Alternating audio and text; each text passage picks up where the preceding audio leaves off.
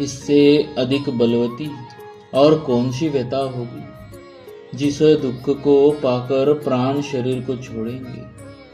फिर धीरज धरकर राजा ने कहा, हे सखा, तुम रथ लेकर श्री राम के साथ जाओ। अत्यंत सुकुमार दोनों कुमारों को और सुकुमारी जानकी को रथ में चढ़ाकर वन दिखलाकर 4 दिन के बाद लौट आना। यदि धैर्यवान दोनों भाई न लौटे, क्योंकि श्री रघुनाथ जी प्रण के सच्चे और दृढ़ता से नियम का पालन करने वाले हैं, तो तुम हाथ जोड़कर विनती करना कि हे प्रभु, जनक कुमारी सीता जी को तो लौटा दीजिए। जब सीता वन को देखकर डरे, तब मौका पाकर मेरी ये सीख उनसे कहना कि तुम्हारे सास और ससुर ने ऐसा संदेश कहा है कि हे पुत्री, तुम लौट चलो, वन में बहुत क्लेश है। कभी पिता के घर, कभी ससुराल, जहां तुम्हारी इच्छा हो वही रहना। इस प्रकार तुम बहुत से उपाय करना।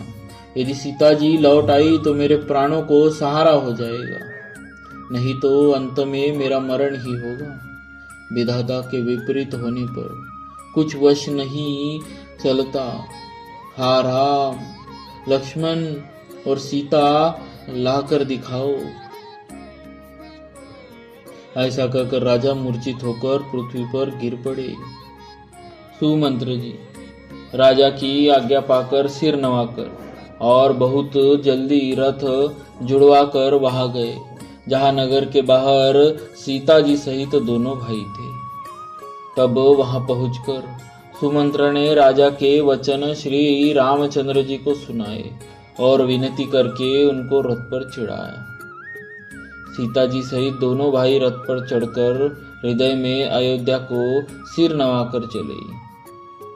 श्री रामचंद्र जी को जाते हुए और अयोध्या को अनाथ होते हुए देखकर सब लोग व्याकुल होकर उनके साथ हो लिए। कृपा के समुद्र श्री राम जी उन्हें बहुत ही तरह से समझाते हैं तो वे अयोध्या की ओर लौट जाते हैं, परंतु प्रेमवश फिर लौट आते हैं।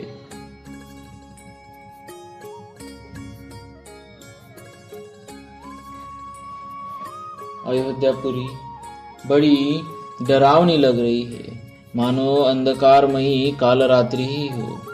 नगर के नर नारी भयानक जंतुओं के समान एक दूसरे को देख कर डर रहे हैं। घर शमशान, कुटुंबी भूत प्रेत और पुत्र हितैषी और मित्र मानो यमराज के दूत है।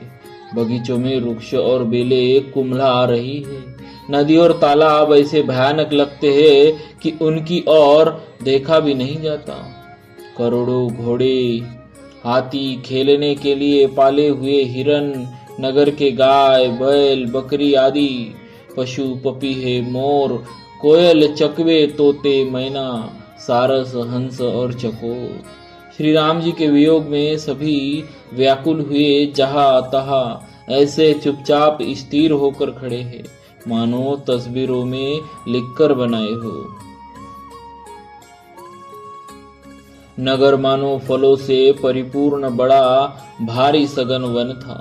नगर निवासी सब स्त्री पुरुष, बहुत से पशु पक्षी थे।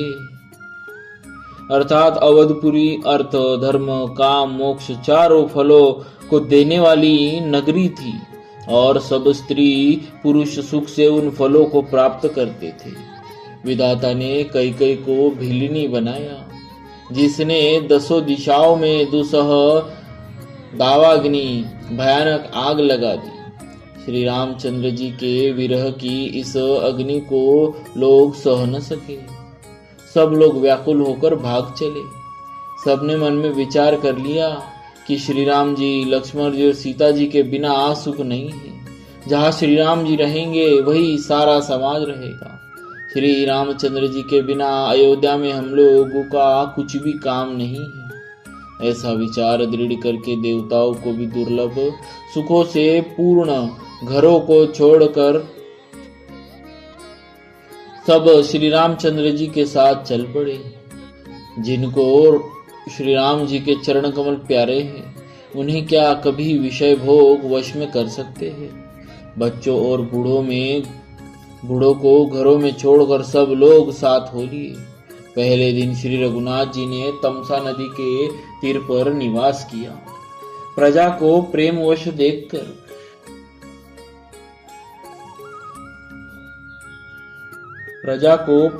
देखकर श्री रघुनाथ जी के दयालु हृदय में बड़ा दुख हुआ। प्रभु श्री रघुनाथ जी करुणामय है, पराई पीड़ा को वे तुरंत पा जाते हैं, अर्थात दूसरे का दुख देखकर वे तुरंत स्वयं दुखित हो जाते हैं। प्रेम युक्त कोमल और सुंदर वचन कहकर श्री राम जी ने बहुत प्रकार से लोगों को समझाया और बहुतेरे धर्म संबंधी उपदेश दिए, परंतु प्रेमवश लोग लौटते नहीं। शील और स्नेह छोड़ा नहीं जाता।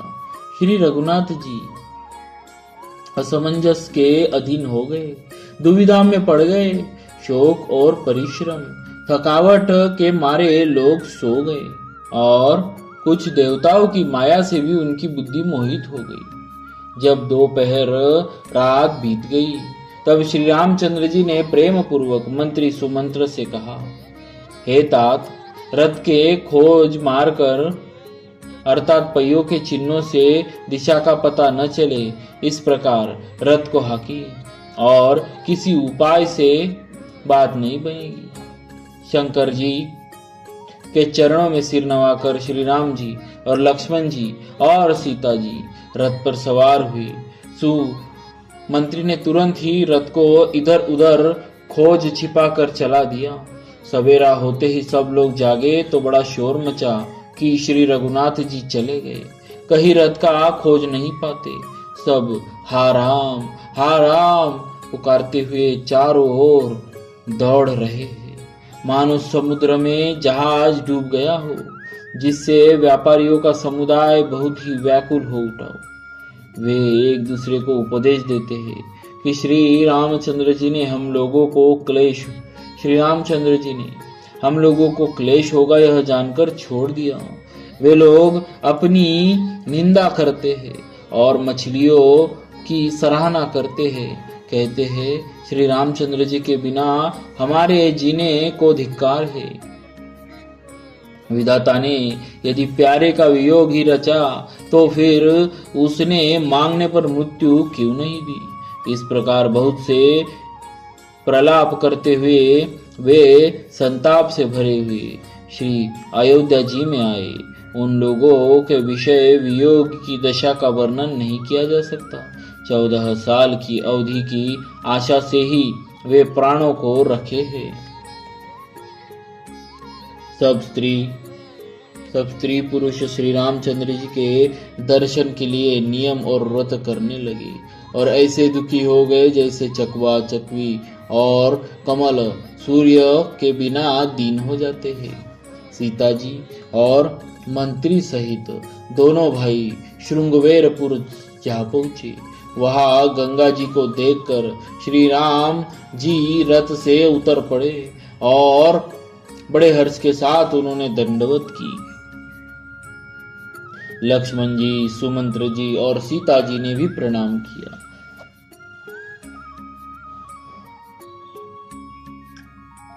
सबके साथ श्री रामचंद्र जी ने सुख पाया। गंगा जी समस्त आनंद मंगलों की मूल है। वे सब सुखों की करने वाली और सब पीड़ाओं की हरने वाली है। अनेक कथा प्रसंग कहते हुए श्री राम जी गंगा जी की तरंगों को देख रहे हैं। उन्होंने मंत्री को, छोटे भाई लक्ष्मण जी को और प्रिया सीता जी को देव नदी गंगा जी की बड़ी महिमा सुनाई।